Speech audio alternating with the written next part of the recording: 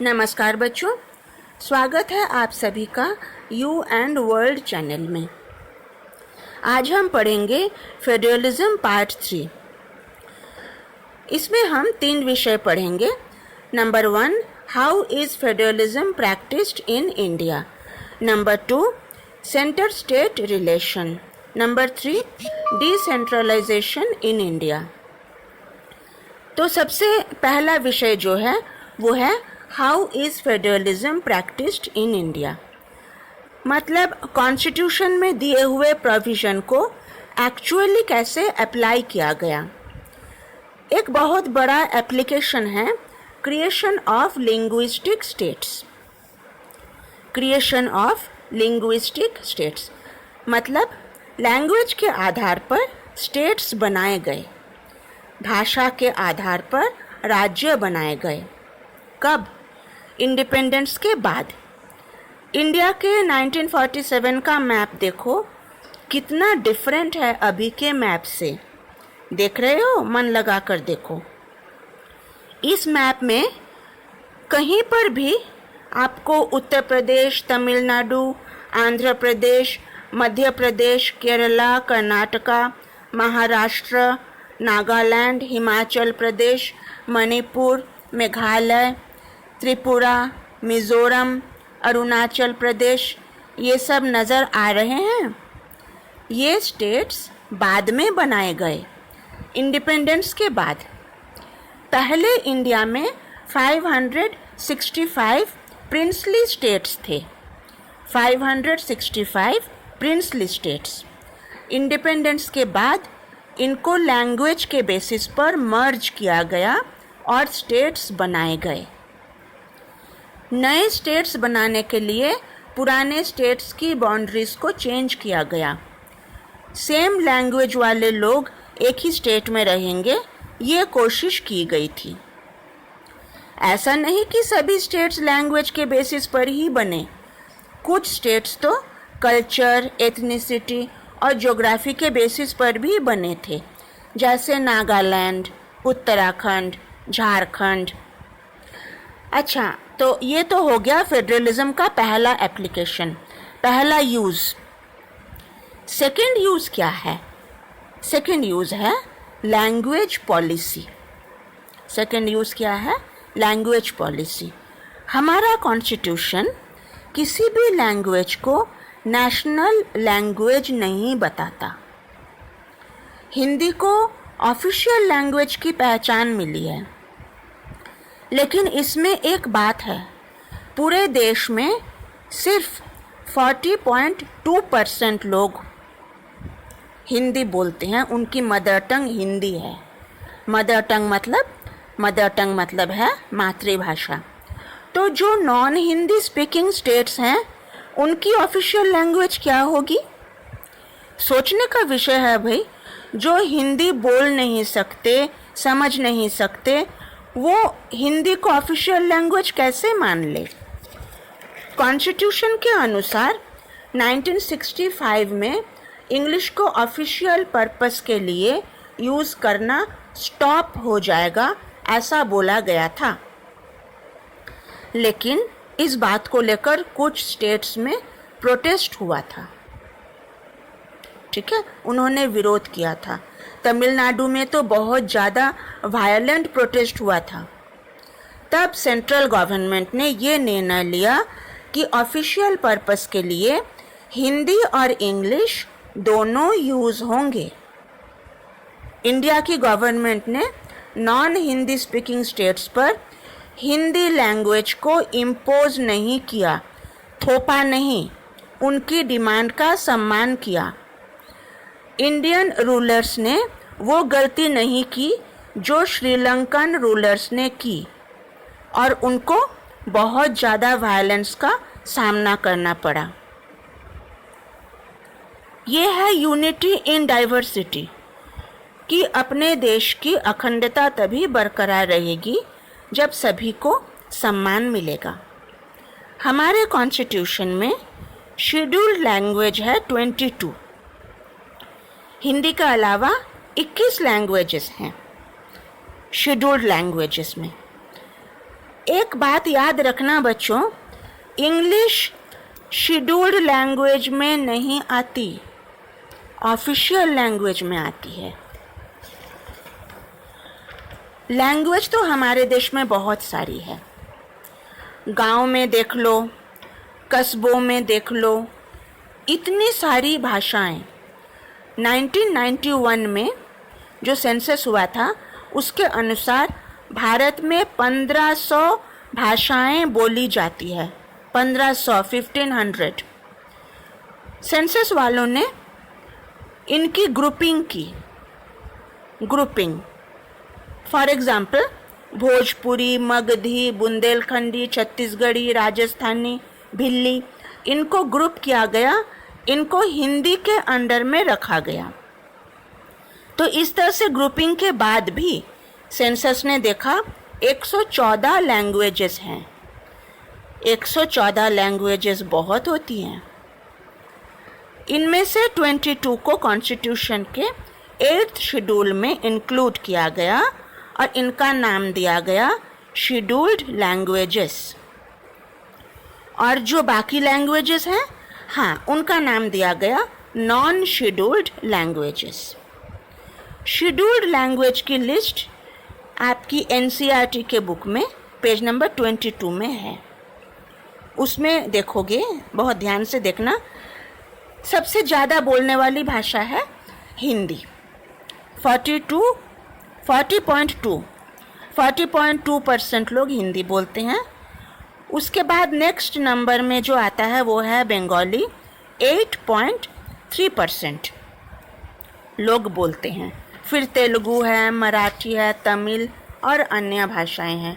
एक ही देश में इतनी अधिक संख्या में भाषाओं का होना, भाषाओं में इतनी ज़्यादा भिन्नताएं, इसे कहते हैं लिंग्विस्टिक डाइवर्सिटी। क्या कहते हैं? Linguistic diversity. और ये एग्ज़ाम में भी आ सकता है। ऐसा क्वेश्चन आ सकता है, explain the linguistic diversity in India. तो हमने इंडिया के कॉन्स्टिट्यूशन में जो फेडरलिज्म का प्रोविज़न था उसके 2 प्रकार के एप्लीकेशन देख लिए। अब है दूसरा विषय क्या बोला था मैंने? सेंटर स्टेट रिलेशन, मतलब सेंट्रल गवर्नमेंट और स्टेट गवर्नमेंट का आपसी संबंध। इन दोनों का जो रिलेशन है, जो संबंध है, वो आज की डेट पर ज़्यादा फेडरल कॉन्सेप्ट पर आधारित है। पावर शेयरिंग ज़्यादा देखने को मिलता है, जो कि पहले नहीं था। पहले मतलब 1990 से पहले, 1990 से पहले सेंटर में और बहुत सारे स्टेट्स में ऑलमोस्ट एक ही पार्टी का बोलबाला था। वो पार्टी कौन सी थी? वो पार्टी थी कांग्रेस पार्टी। उसका नतीजा ये था कि स्टेट गवर्नमेंट फेडरल यूनिट वाला पावर इस्तेमाल नहीं कर पाता था, सेंटर के दबाव में रहता था। सेंट्रल गवर्नमेंट की कोशिश हमेशा ये रहती थी कि स्टेट गवर्नमेंट उसके कंट्रोल में रहे। 1990 के बाद परिस्थिति काफ़ी बदल गई, काफ़ी चेंज हो गई परिस्थिति। बहुत सारे स्टेट्स में रीजनल पॉलिटिकल पार्टी आ गई और सेंटर में भी कोalition गवर्नमेंट बनना शुरू हो गया। कोalition गवर्नमेंट क्या होती है? जब लोकसभा में एक सिंगल पार्टी क्लियर मेजॉरिटी नहीं पाती, तब 2-3 पार्टी मिलकर एक कोalition गवर्नमेंट बना लेती है। उससे क्या होता है? एक सिंगल पार्टी का पूरा डोमिनेशन नहीं रहता। उस समय स्टेट गवर्नमेंट को अपना फेडरल यूनिट का अधिकार इस्तेमाल करने का मौका मिलता है। फिर सुप्रीम कोर्ट ने भी स्टेट गवर्नमेंट को सपोर्ट किया था, ये कहकर कि सेंट्रल गवर्नमेंट की ऐसी ज़बरदस्ती किसी स्टेट गवर्नमेंट पर नहीं चलेगी कि कभी भी उस पर कुछ बहुत ज़्यादा कंट्रोल या कुछ उसको डिसमिस ही कर दे। तो इससे भी स्टेट गवर्नमेंट को बहुत ज़्यादा मजबूती मिल गई थी। इस तरह से हम ये कह सकते हैं कि कॉन्स्टिट्यूशन को जब लागू किया गया तब शुरू के सालों में फेडरल पावर शेयरिंग का इतना ज़्यादा इफ़ेक्टिवनेस नहीं था जितना कि अब है। अच्छा, अब आ जाओ लास्ट टॉपिक में। लास्ट टॉपिक क्या था? Decentralisation in India. अभी तक हमने पढ़ा था इंडिया में 2 tiers of government, central government और स्टेट गवर्नमेंट है। लेकिन इंडिया जैसे बड़े कंट्री में 2 टायर सिस्टम काफ़ी नहीं है। कुछ स्टेट्स इंडिया के तो इतने बड़े हैं जैसे यूपी, महाराष्ट्र, और बड़ा होने के साथ साथ इन स्टेट्स में इंटरनल डाइवर्सिटीज़ भी बहुत हैं। इसलिए एक 3rd टायर ऑफ गवर्नमेंट की ज़रूरत पड़ी। उसका नाम हुआ लोकल गवर्नमेंट, जो कि बिलो स्टेट गवर्नमेंट है। तो टोटल कितने टायर हुए? 3 टायर हुए। 3 tyres, central government, state government and local government. ये समझने का विषय है कि बहुत सारे लोकल प्रॉब्लम्स, लोकल इश्यूज ऐसे होते हैं जिनका सॉल्यूशन लोकल लेवल में ही बेटर पॉसिबल है। लोकल लीडर्स को लोकल प्रॉब्लम के बारे में ज़्यादा अच्छे से पता होता है। इसलिए डिसेंट्रलाइजेशन, डिसेंट्रलाइजेशन मतलब विकेंद्रीकरण। It is a form of power sharing. What is decentralisation? When power is taken away from central and state government and given to local government, it is called decentralization. I am repeating, when power is taken away from central and state government and given to local government, it is called decentralization. तो ये जो local government है ये किस रूप में दिखाई देते हैं? विलेज में पंचायत के रूप में और शहर में म्यूनिसिपैलिटीज़ या म्यूनिसिपल कॉरपोरेशन के रूप में। 1992 में क्या हुआ था? 1992 में कॉन्स्टिट्यूशन को अमेंड किया गया था। कॉन्स्टिट्यूशन में चेंजेस लाए गए थे। किस लिए? 3rd टायर ऑफ डेमोक्रेसी को मोर पावरफुल और इफ़ेक्टिव बनाने के लिए। 1992 के अमेंडमेंट में क्या क्या चेंजेस आए थे इसको हम पढ़ेंगे 5 पॉइंट में। Point number 1, local governmental bodies में रेगुलर इलेक्शन होगा। ये मैंडेटरी है। ओके, जो लोकल गवर्नमेंट बॉडीज़ है जैसे पंचायत हो गया, म्यूनिसिपल कॉरपोरेशन हो गया, इनमें रेगुलर इलेक्शन होगा। ये इलेक्टेड बॉडीज होंगे।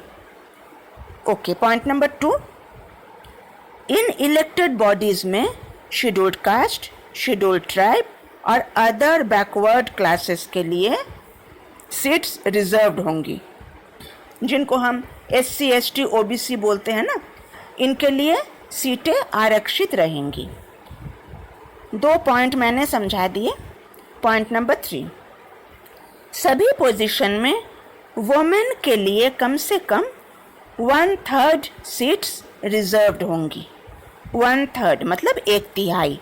1/3 सीटें वुमेन के लिए आरक्षित रहेंगी। पॉइंट नंबर 4, पंचायत और म्यूनिसिपल इलेक्शन को कंडक्ट कराने के लिए एक इंडिपेंडेंट इलेक्शन कमीशन बनाया जाएगा जिसका नाम होगा state election commission. Okay, number 5, state government को अपना पावर और पैसा लोकल गवर्नमेंट बॉडीज़ के साथ शेयर करना पड़ेगा। ये 5 अमेंडमेंट, 5 चेंजेस आए थे कब? 1992 में, जिससे कि 3rd टायर ऑफ डेमोक्रेसी, ये जो लोकल गवर्नमेंट जो बने वो ज़्यादा पावरफुल और इफ़ेक्टिव हो जाए। अच्छा, ये तो हो गई अमेंडमेंट की बात। अब थोड़ी सी चर्चा हो जाए इनके स्ट्रक्चर के बारे में। Structures of the local government bodies. सबसे पहले रूरल लोकल गवर्नमेंट, जिसको हम प्यार से पंचायती राज कहते हैं। इसके 3 लेवल्स होते हैं।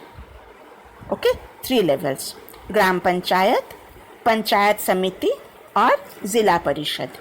ये रूरल लोकल गवर्नमेंट की बात हो रही है।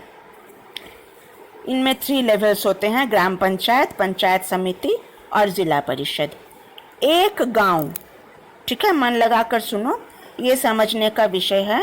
एक गांव या एक से ज़्यादा गांव, ठीक है, ये एक ग्राम पंचायत बनाता है।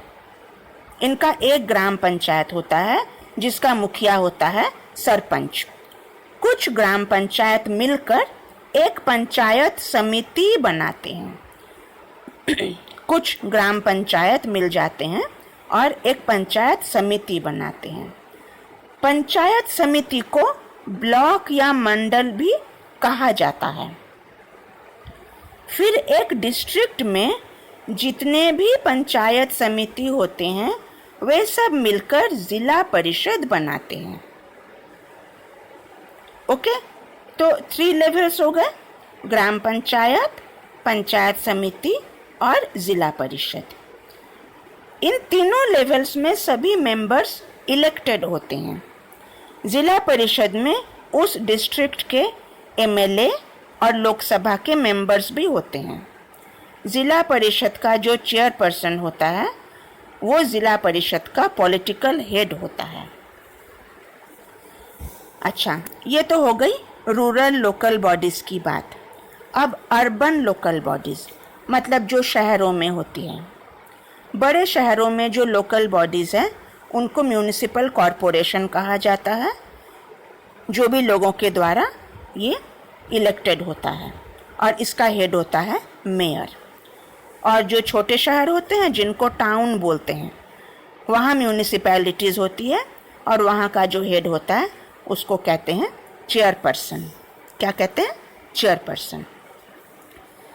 तो बच्चों, ये जो 3 टायर या 3 लेवल्स ऑफ गवर्नमेंट हैं इंडिया में, this is a form of power sharing, कि डेमोक्रेसी को बहुत अच्छे तरीके से फंक्शन कराने के लिए पावर को 3 लेवल्स में बांटा गया। इसी के साथ हमारा ये लेसन फेडरलिज्म ख़त्म होता है। इस लेसन को हमने 3 पार्ट्स में पढ़ा, पार्ट 1, पार्ट 2 एंड पार्ट 3। उम्मीद है ये लेसन आप अच्छे से समझ गए हैं। मेरी वीडियो को लाइक और शेयर करना, मेरे चैनल को सब्सक्राइब करना। आज के लिए इतना ही। Goodbye, take care.